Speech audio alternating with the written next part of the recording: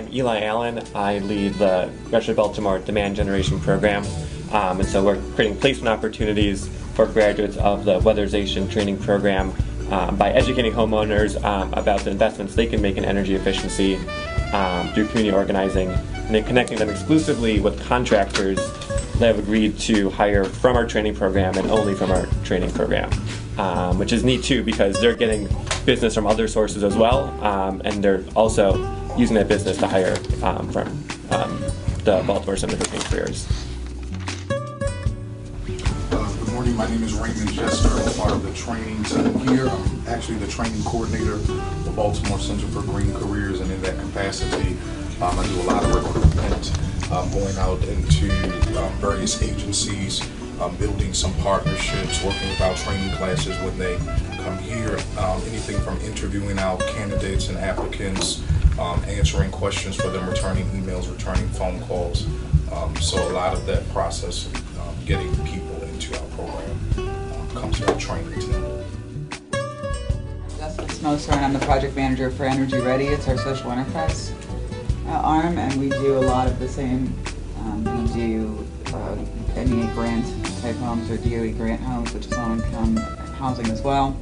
And we also do private home performance. And John also mentioned, we'll go into it later, that as part of the three-part model, we do two different things. We have the trainees come work with us for the 2 months. They're on-the-job training, which is invaluable to the employers, as opposed to just certificates. And we get a lot of our home performance work that is the private work from the U.S. program for Baltimore, which is upstairs. I'm John Mello. I'm the project director here at the Baltimore Center for Green Careers. There's more to this team, obviously, the folks are engaged, but we're happy to have you here and hope that this is fruitful and beneficial. The program manager for weatherization in the state of Delaware for 2 of the 3 counties. So we're responsible for Kent and Sussex County. The organization is a non-profit 501c3.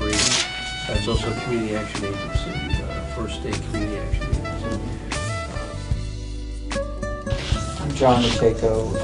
I'm the Delaware Interfaith Power and Light. I'm an architect in Lewis, Delaware. I'm broadly interested in sustainability issues, particularly focused on preparation for high heat events. Hi, I'm John McNeil. I'm with the West Center Cities Futures Council. I'm fairly new to the board, but I'm here to acquire any information how we can incorporate your process, especially administratively, and hopefully we can get a tad bit on how you acquire your funding to duplicate the same process if possible, or partnering with state, city, and local governments, and hopefully that can take place. Great. I'm Ed Klinge, and I'm working as part of economic development with the West Center City Futures, which is the organization that you folks came in to meet with initially. We're trying to bring development right to the streets and make that more holistic. I wear 2 other hats, and that is I'm part of the Interfaith Coalition Building Blocks for Wilmington to organize the faith community to get out in the streets and work neighborhoods. And I'm also on the board of Delaware Power and Light. My name is Tunde Hiroshima. I'm in the Mayor's Office of Economic Development for the City of Wilmington. My presence here primarily is to see how we can, from a holistic standpoint, how the city can revitalize each of its neighborhoods.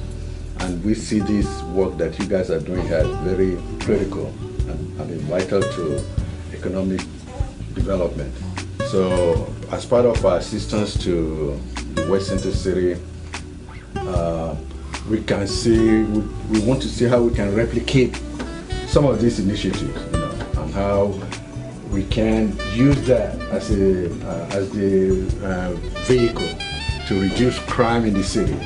When you engage your youth, you know that crime goes down. I'd say no one that works here, everyone that works here, I would say lives within 2 miles of the farm, which is cool. You know, it makes it more of a community aspect. There's actually one other school right over there. And you know, if you ask any of those students, without fail, their favorite thing is growing their own food. So they decide what they want to grow, they start the seeds themselves, they transplant it, they harvest it and take care of it, and then they decide where the food goes, whether it takes it home, you know, sell it with our farm sale, they decide. Now, if you were in our shoes starting up, what would you have us think about? Civic Works has another program called Project Lightbulb, which engages AmeriCorps members in going out into low-income homes and doing some very basic installations, so literally twisting light bulbs, changing out incandescents for CFLs, and then doing things like teaching homeowners sort of the most cost-effective ways to use their thermostat, things that they can do around the house, wrapping their water heater in their pipes. So that program does literally the exact same installation in every home it goes into. It does huge numbers. They've done, I think, something like 2% of the housing stock in Baltimore City. They're still plugging away. Research showed that these neighborhoods were considered food deserts, controversial term, but whatever, low access to healthy food, you know, a wealth of options that are unhealthy. So yeah, food access, number one. Number two is to provide opportunities for experience-based education. So we have a full-fledged education program list. We just finished a field trip here. There was 25 students from a local school. They just drove away before you guys got here. I was hoping you would get here on time so you could see that. But that's cool. I mean, field trips happen throughout the year, like maybe 3 to 4 a week during this time of year. So providing opportunities for experience-based education. We believe that's kind of a function of food access. Sure, it's proximity, sure, it's price, but it's also familiarity. That's, you know, that wealth of knowledge that's in the seniors class that they know about healthy food. Yeah. A lot of people don't know about healthy food. Now the kids are starting to learn. That's cool. So familiarity. That's really cool. Yeah. Number three is to grow urban ag in Baltimore City. So not only have our impact here, but to inspire other urban farms throughout the city. That's part of what the Farm Alliance is helping kind of facilitate. So we kind of demonstrate a model that's financially sustainable, or at least strives to be financially sustainable, so that other folks can come and visit and be like, oh, this is what it means, this is how a setup that works. And you know, 4 or 5, depending how you look at it, past employees have moved on to either start or work on their own urban farms in Baltimore City.